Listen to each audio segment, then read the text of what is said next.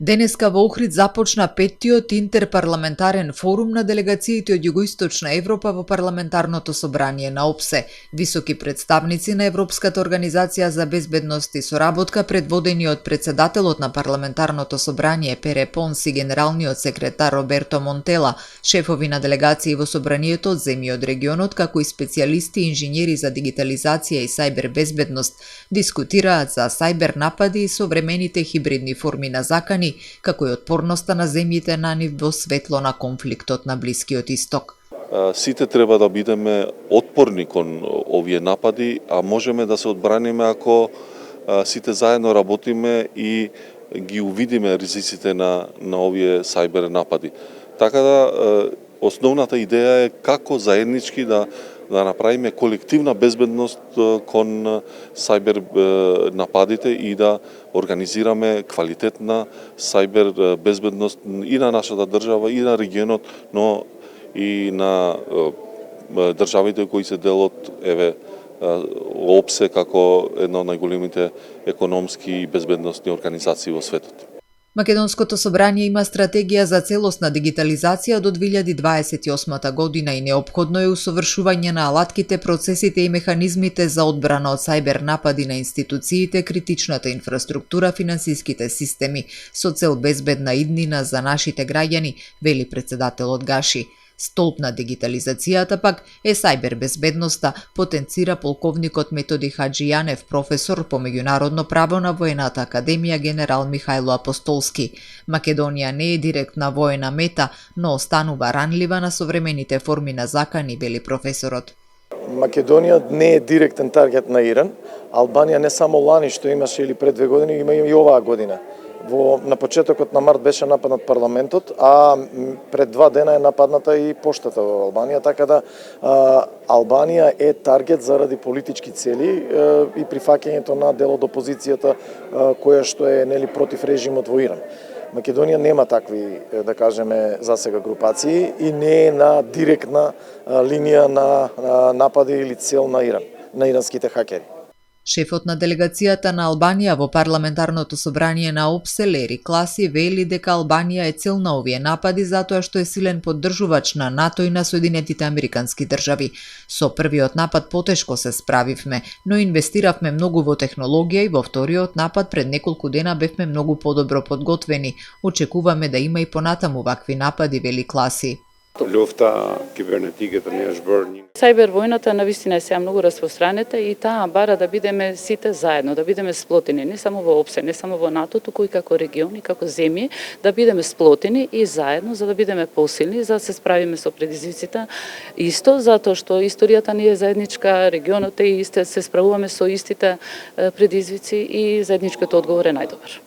Моника Зајкова, шефицата на делегацијата на Македонија во парламентарното собрание на ОПСЕ, смета дека се уште имаме кревки институции кои што може да бидат лесна мета и дека сериозно треба да се работи на полето на сајбер безбедноста.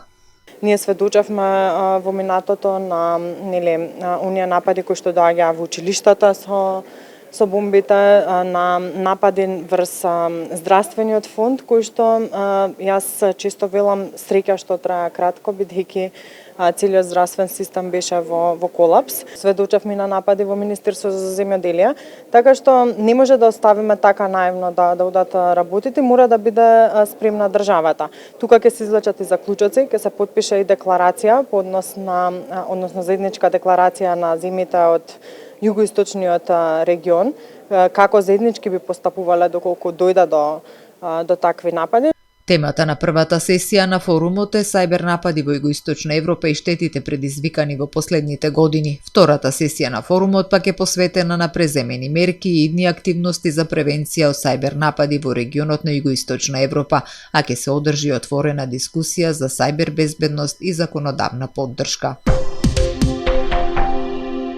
Летниот распоред на летови од двата македонски аеродроми управувани од ТАВ Македонија почнува предстојниот викенд во недела на 29 март и со него ќе има вкупно 10 нови дестинации, 6 нови авиолинии од меѓународниот аеродром Скопје, Неапол, Будимпешта, Палермо, Алгеро, Трабзон и Самсон, како и 4 нови авиолинии од аеродромот Свети Апостол Павле во Охрид, Милано, Виена, Вроцлав и Катовице.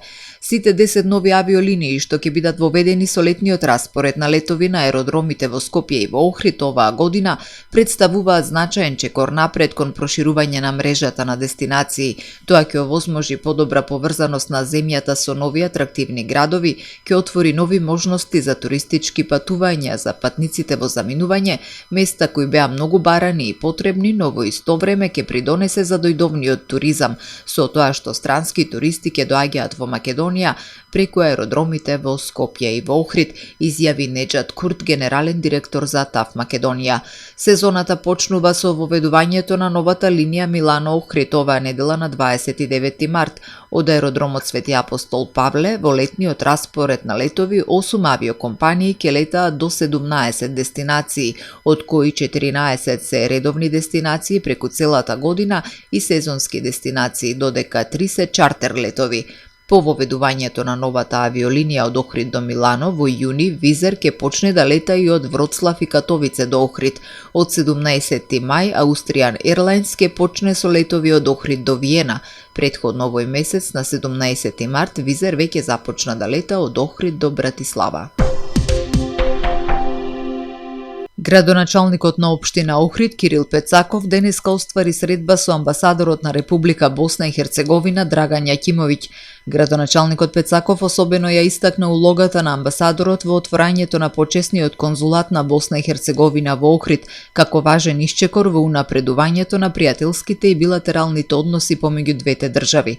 На средбата градоначалникот и амбасадорот разговараа за заложбите за продлабочување на соработката во повеќе области, како и за промоција на потенцијалите на Охрид на туристичкиот пазар во Босна и Херцеговина, информираат од општина Охрид. Воедно додаваат дека на средбата градоначалникот Пецаков му доделил благодарница на амбасадорот Јакимовиќ за неговиот посветен ангажман и значајниот придонес во продлабочувањето на соработката помеѓу амбасадата на Босна и Херцеговина во Република Македонија и општина Охрид.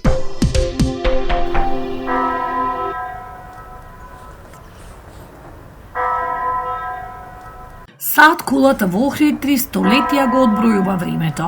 Вековниот споменик раскажува различни приказни. Изградена во 1726 година. Таа е жив сведок на историјата на градот, кој низ вековите бил дел од различни цивилизации, култури и настани. Историчарите посочуваат дека токму ваквите објекти ја даваат препознатливоста на градот, но и неговиот идентитет. Во времето кога часовниците не биле достапни за сите, кулата била центар на секојдневието, место од каде граѓаните го организирале својот живот. Кога одбележувате јубилеот 300 години, тоа значи дека навистина самиот монумент, објект е од голема важност, особено за една историска разгледница како што ние градот Охрид се разбира. Истоевременски континуитет од антика, средновекие, Османлиска империја и така натаму, навистина имаме огромен број споменици кои можеме да ги спомениме, меѓутоа како една грандиозност во самиот тој временски континуитет постои кулата која го мери времето, односно Охридската саат кула. Таа е изградена 1726 година, што значи 2026 година веќе ние имаме јубилеј 300 години.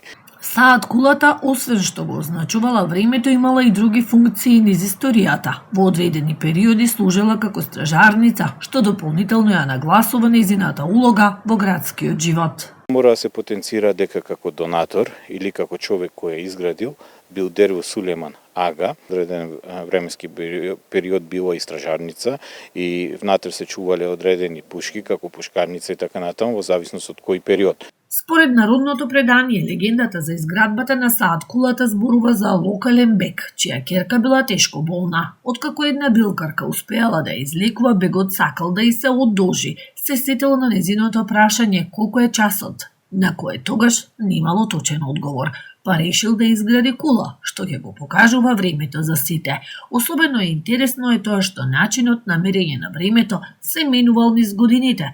Првично времето се одредувало според заоѓањето на сонцето, што било карактеристично за османлискиот период. Тие го мереле времето, односно 12 часот, односно 0 часот е во моментот кога заоѓало сонцето. А во западниот дел тоа е во 0000 часот, односно по наши 12 часот навечер. Така да имало одредена разлика помеѓу тоа источно мерење на времето и западното мерење на времето, меѓутоа ево со Првата Балканска војна, некаде 1912 година, веќе започнува она така нареченото модерно мерење на времето, меѓутоа мораме да потенцираме дека постоеле многу иницијативи за како да се одбележи самото време, односно во 12 часот по нејзината реконструкција имало идеја да песната Билјана Платно белеше преку веќе звучниците кои биле поставени така натаму.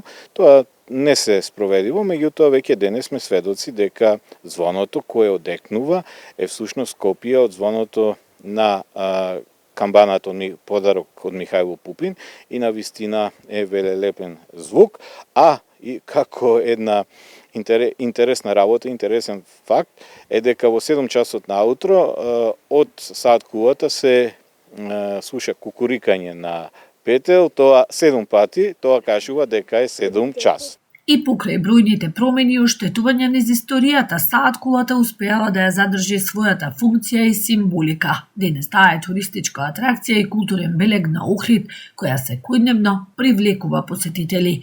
Звоното на сааткулата денес најстарата во земјава и понатаму одекнува, потсетувајќи дека времето минува. За функционирањето на механизмот веќе 2 децении се грижи охриѓанецот Борис Упевче, кој волонтерски го одржува часовникот.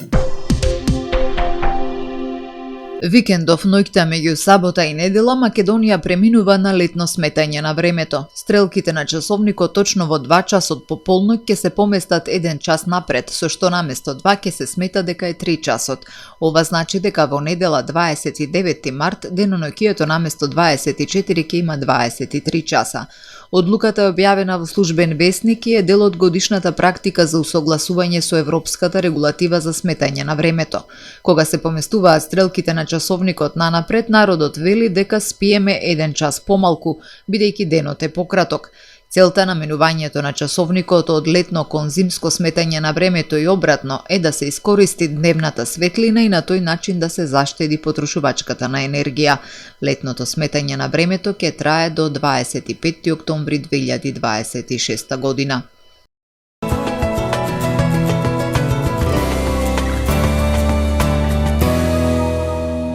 Во Охрид денеска имавме облачно време со повремени сончеви периоди и максимална дневна температура до 8 степени. Утре во Охрид времето ќе биде променливо облачно со локални врнежи од дожд со послаб интензитет. Утринската температура од 2 степени, а максималната дневна до 10 степени.